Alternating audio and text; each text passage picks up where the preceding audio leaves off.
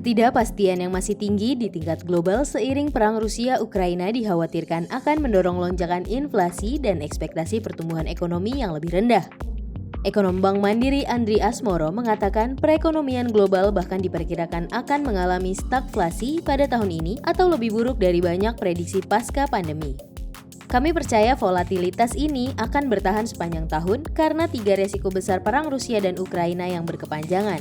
Kebijakan Fed yang lebih hawkish, dan kebijakan Zero COVID-19 China dan perlambatan pertumbuhan ekonomi lebih lanjut, katanya dalam keterangan resmi yang dikutip bisnis pada Minggu 1 Mei 2022.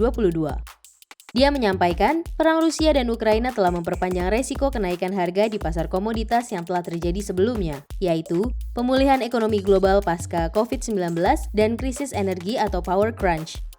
Beberapa harga komoditas terutama batu bara, nikel, dan CPO atau minyak sawit mentah mencapai rekor tertinggi pada Maret 2022.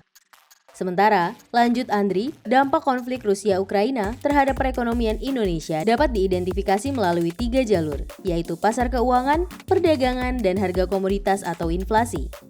Untungnya, tekanan di pasar keuangan relatif moderat, karena sentimen negatif tersebut dibarengi dengan membaiknya optimisme ekonomi dan meningkatnya surplus perdagangan, jelasnya. Selain itu, efek negatif melalui jalur perdagangan juga terbatas, karena porsi Rusia dan Ukraina kecil dalam arus perdagangan dan investasi ke Indonesia relatif kecil. Meski demikian, menurutnya kondisi ini masih akan memberikan dampak negatif bagi perekonomian Indonesia, karena kenaikan harga minyak yang menimbulkan resiko penyesuaian harga yang diatur pemerintah dan naiknya inflasi.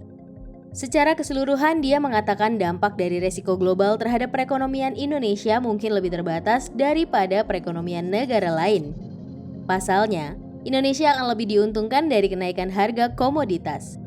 Kepercayaan konsumen dan pemulihan aktivitas ekonomi pasca relaksasi PPKM juga dapat menangkal dampak negatif inflasi terhadap perekonomian.